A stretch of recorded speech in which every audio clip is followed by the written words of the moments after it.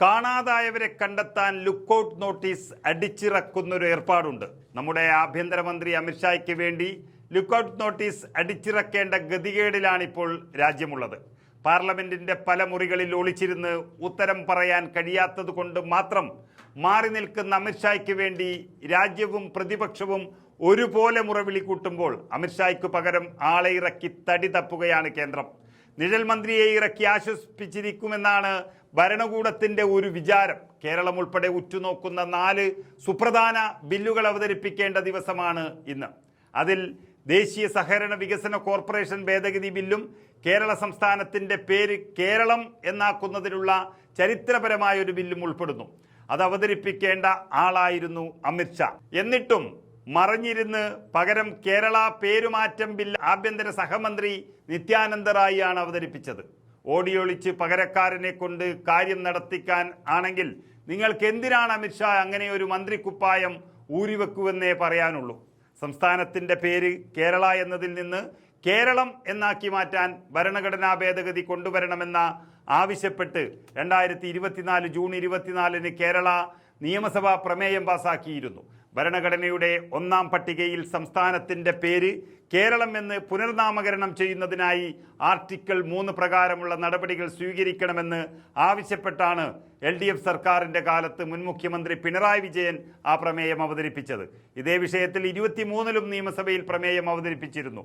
ആ പ്രമേയത്തിൽ ഭരണഘടനയുടെ 1-ാം പട്ടികയിലും 8-ാം പട്ടികയിലും സംസ്ഥാനത്തിൻ്റെ പേര് കേരള എന്നത് മാറ്റി കേരളം എന്നാക്കണമെന്നാണ് ആവശ്യപ്പെട്ടിരുന്നത്.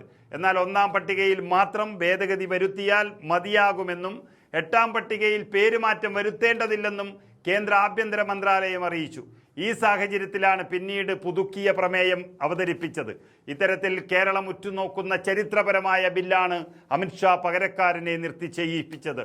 കൂടാതെ ഇന്ന് സഭയിൽ മറ്റു സുപ്രധാന ബില്ലുകളും അവതരിപ്പിക്കുകയുണ്ടായി. മന്ത്രിമാരും അംഗങ്ങളും പാർലമെന്റിൽ രേഖകൾ സമർപ്പിച്ചതിനു ശേഷം നിയമമന്ത്രി അർജുൻ റാം മേഘ്വാൾ ട്രൈബ്യൂണൽസ് പരിഷ്കരണ ബില്ല് അവതരിപ്പിച്ചു. അദ്ദേഹത്തിന് ശേഷം കേന്ദ്രമന്ത്രി G Kishan Reddy mines and minerals ഭേദഗതി ബില്ലും അവതരിപ്പിച്ചു. ഫെഡറൽ ഘടനയ്ക്കെതിരാണെന്ന് അവകാശപ്പെട്ടുകൊണ്ട് RSPയിലെ NK പ്രേമചന്ദ്രൻ ഇതിനെ എതിർക്കുകയും ചെയ്തു. ലോക്സഭാ നടപടികൾ ഇതുവരെ തുടർച്ചയായി തടസ്സപ്പെടുകയാണ്. 8 ബില്ലുകളിൽ 6 ചർച്ചയില്ലാതെ സഭ പാസാക്കി. അമിത്ഷായ്ക്ക് പകരം നിത്യാനന്ദ റായ് ബില്ല് അവതരിപ്പിക്കുകയാണ്. ആ രംഗങ്ങൾ ഒന്ന് കണ്ടു നോക്കാം. Honorable Chairperson, I introduce the bill.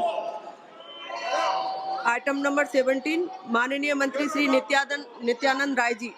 महोदया, मैं माननीय गृह मंत्री जी की ओर से प्रस्ताव करता हूं कि केरल राज्य का नाम परिवर्तन करने वाले विधेयक को पुनर्स्थापित करने की अनुमति दी जाए। माननीय सदस्य श्री सौगत राय जी, प्रश्न यह है कि विधेयक को प्रस्तावित करने की अनुमति प्रदान की जाए। जो सदस्य इसके पक्ष में वो हाँ कहें, जो सदस्य विरोध में है वे ना कहें।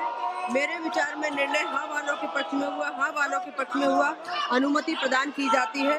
माननीय मंत्री जी अब विधेयक पुनर्स्थापित करें। महोदया, मैं विधेयक पुनर्स्थापित करता हूँ। आइटम नंबर 18 माननीय मंत्री श्री नित्यानंद राय जी।